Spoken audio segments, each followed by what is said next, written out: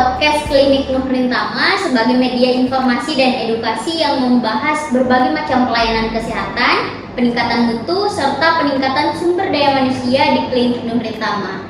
Nah, pada episode kali ini sangat penting untuk seluruh karyawan, terutama di bidang pelayanan kesehatan, karena topik kali ini mengenai diklat dan kepegawaian sebagai seleksi pelatihan, pengembangan kompetensi staf, dan pemenuhan SKP melalui Satu Sehat SDMK. Nah, bersama saya Dila, halo, telah hadir narasumber dari bagian diklat dan kepegawaian yang akan berbagi informasi dan tips seputar pengembangan kompetensi tenaga kesehatan. Selamat datang Kak Adila Indonesia yang sudah lama ditunggu-tunggu guys, karena sudah lama sekali episode ini sebenarnya. Terima kasih telah meluangkan waktu untuk hadir Kak Adil di KNT Podcast kali ini. Nah, sebelum kita membahas lebih lanjut, mungkin Kak Adila bisa menjelaskan nih lebih dulu apa sih peran bagian diklat dan kepegawaian di Klinik Nuhrintama dalam mendukung pengembangan kompetensi seluruh karyawan. Baik, terima kasih kepada host kita pagi ini. Untuk bagian diklat dan kepegawaian itu memiliki peran penting dalam merencanakan, mengkoordinasikan, serta mengevaluasi kegiatan pengembangan kompetensi karyawan melalui berbagai program pelatihan, webinar, workshop, atau kegiatan lainnya. Kami berupaya memastikan karyawan semua di sini atau tenaga kesehatan yang pendukung memiliki kompetensi yang terus berkembang sesuai kebutuhan pelayanan dan perkembangan ilmu pengetahuan. Jadi selain itu, kami juga melakukan pemetaan kebutuhan tentang kebutuhan pelatihan. Oh, berarti kan ini banyak sekali sekarang pelatihan dan semacam webinar yang diselenggarakan Pak. Kira-kira bagaimana proses seleksi peserta di Klinik Nuhrintama supaya pelatihannya itu yang kita suruh ikuti tadi itu benar-benar tepat sasaran.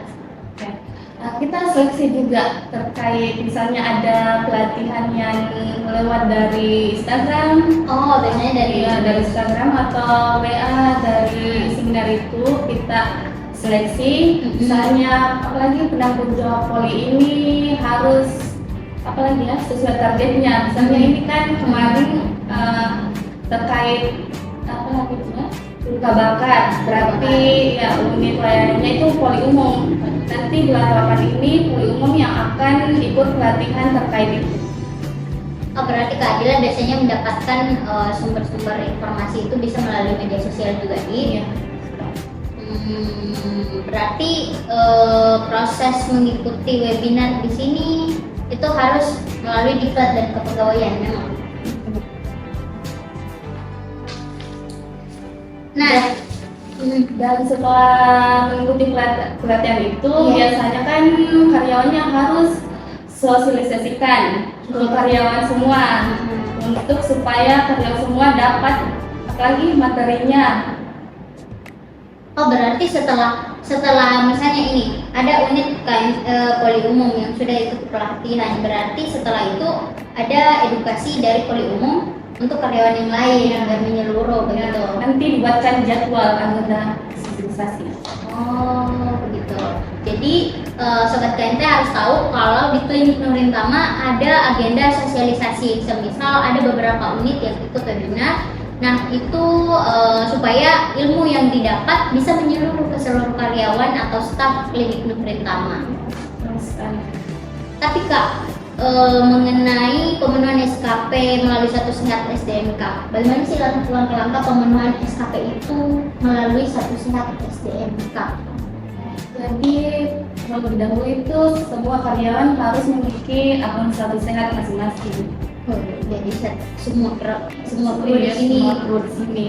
Dan apalagi untuk pekerjaannya harus terdaftar juga di Klinik Nuhrintama.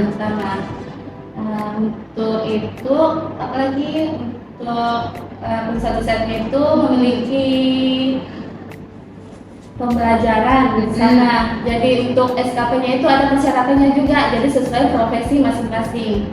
Jadi kalau sudah mengikuti pelatihan itu harus ada sertifikatnya, buktinya, nanti disimpan untuk pemenuhan SKP-nya. Jadi untuk SKP ini untuk tenaga medis yang mempunyai SIP di tempat kerja. Yang bantu sisipkan atau simpankan itu bagian diklat. Ya, betul sekali, berada di kepegawaian.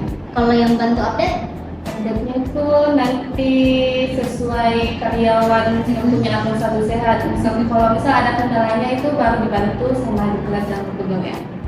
nah ngomong-ngomong soal kendala nih, ada nggak sih tips dari diklat sebagai diklat dan kepegawaian Kak? Ada nggak tips supaya tenaga kesehatan ini tidak mengalami kendala dalam pemenuhan SKP? Karena kan ada itu biasanya orang kayak kesusahan sampai cari tutor di TikTok kah, di YouTube kah mengenai pemenuhan SKP ini.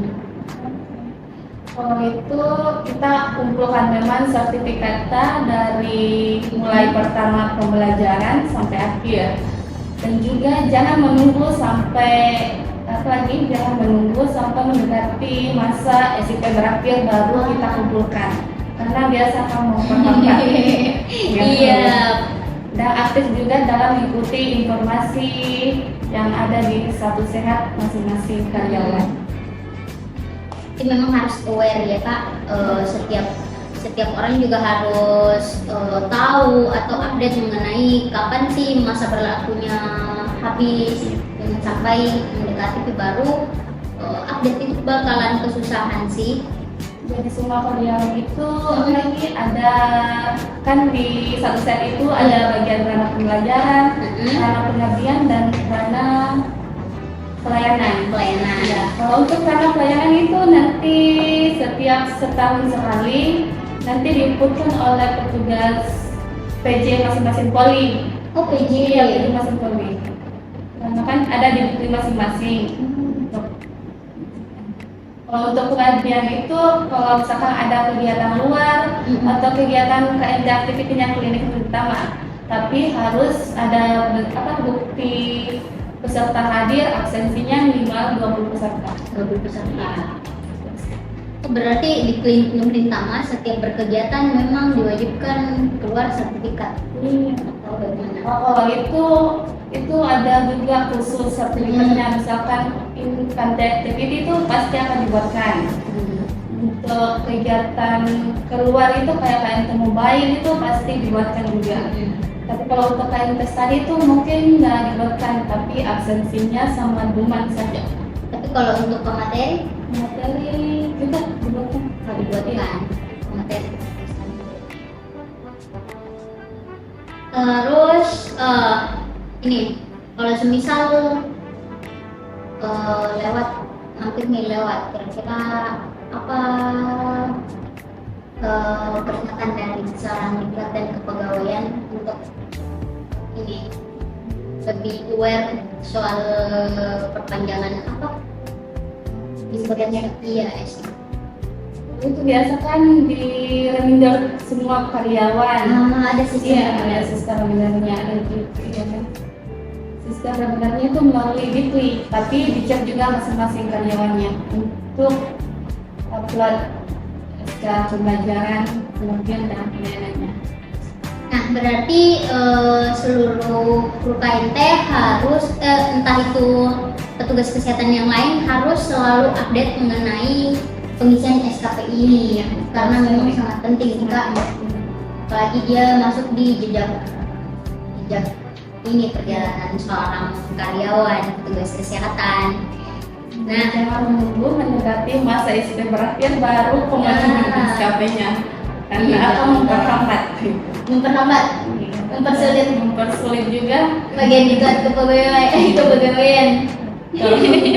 Jangan dipersulit ya guys, karena pemenuhan SKP itu sangat amat penting, apalagi untuk tenaga kesehatan. Nah, semoga pembahasan hari ini dapat memberikan pemahaman kepada seluruh karyawan, khususnya tenaga kesehatan di klinik Nurintama, mengenai pentingnya mengikuti pelatihan sebagai upaya pengembangan kompetensi serta pentingnya pemenuhan SKP melalui Satu Sehat SDM Buka. Apalagi di sini kita sudah diwadahi oleh bidang diklat dan kepegawaian yang akan terus membantu mengingatkan memberitahu ataupun sekedar update bagaimana status atau kayak Kak Rahma ini kayak ada begitu. Jadi teruslah belajar, tingkatkan kompetensi dan bersama-sama kita wujudkan pelayanan kesehatan yang profesional, bermutu dan berorientasi pada keselamatan pasien. Saya Nur Fadila Nur bersama narasumber cantik kita Kak Adilo pamit undur diri. Sampai bertemu di episode selanjutnya di KNT Podcast. Terima kasih. Hai. Kasih besar lagi suaranya. Terima kasih. Wassalamualaikum warahmatullahi wabarakatuh. Ya. Awas kita